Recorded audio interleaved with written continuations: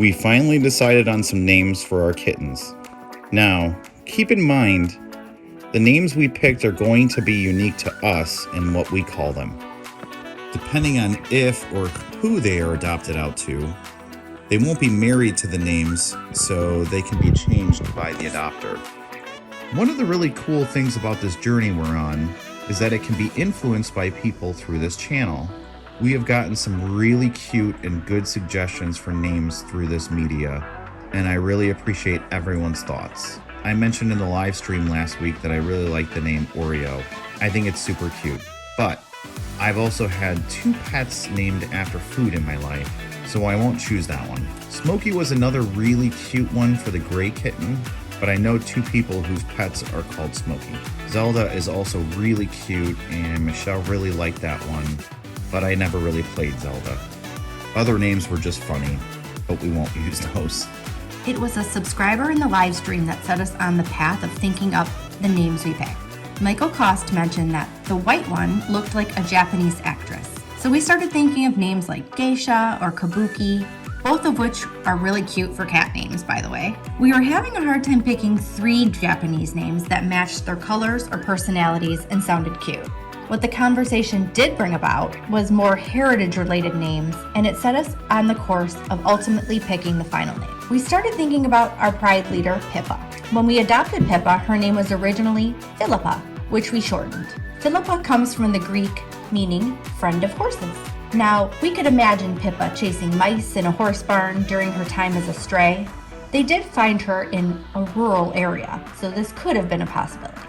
The Greeks were also one of the first civilizations to have cats as pets, having learned it from their close proximity to Egypt, which was the first civilization to domesticate cats, and who we've mentioned before on this channel.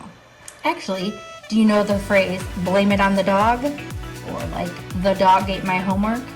This was actually first used in ancient Greece for cats, and they had comedic cartoon characters that said, the cat did it. We figured that perhaps we would stick with the Greek theme and give all of the kittens Greek names, but ones that also have meaning. To begin with is Tilly's firstborn kitten, the white one. When Zeus defeated the Titans, it's said he cried tears of opals, and that is said to be how opals made it to Earth. Opals are also white, so we felt this would be a fitting name for our white kitten. It was also the name of Michelle's grandmother, a sweet woman I was happy to know when she lived among us. And this kitten is just as sweet. Grandma Opal met Michelle's grandfather during World War II. He was in the army stationed in England while she remained in the US as a nurse for the Women's Army Corps, taking care of wounded soldiers coming home. They met after her grandfather returned home. You can see a photo of her in the Women of War History Museum in Washington, D.C. Grandma Opal always reminded us that she outranked her husband in the military, something that I feel this kitten does with her siblings as well. Next up is Daphne, the black kitten. Named so because of her achievement above and beyond her other siblings. She was the first to walk, the first to run, the first to pounce, the first to escape and climb over the edge of the pool. Daphne is a Greek name meaning laurel tree. In Greek mythology, Daphne was a nymph whose father transformed her into a laurel tree to hide her from Apollo. Laurel tree branches are what you see crowning the heads of athletes from the first Olympics and other achievements in the ancient world. It is a symbol of achievement. This is also where the word laureate comes from. So like Nobel Award laureate?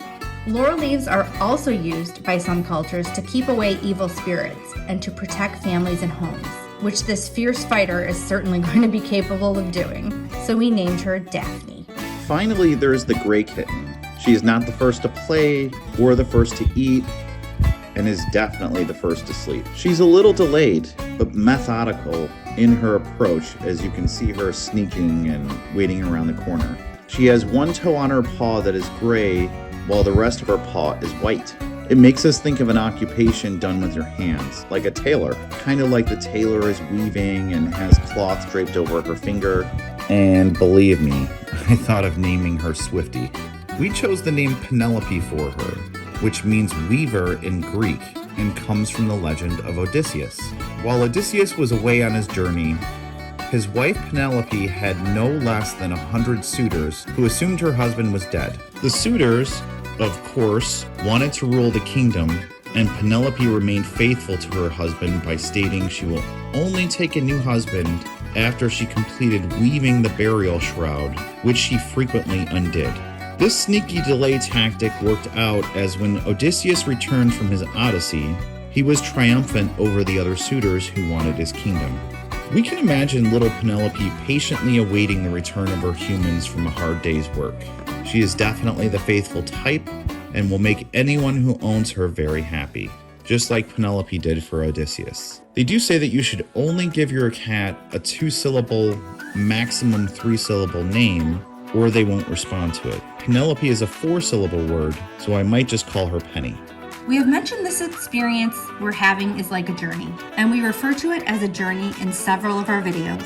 Another word for journey is odyssey, so we felt that picking a name from that epic Greek story was fitting. And hey, Rob and I don't have kids, so what you get is human names for our cat children. What do you think of the names we picked? Tell us in the comments below. That's all for this part of the Odyssey, folks. We post our cat stories daily, so stay tuned for more videos. And subscribe to join the pride. Scratch out some comments down below. Use your mouse to share this video and put your paws on that like button. We'll see you in the next video.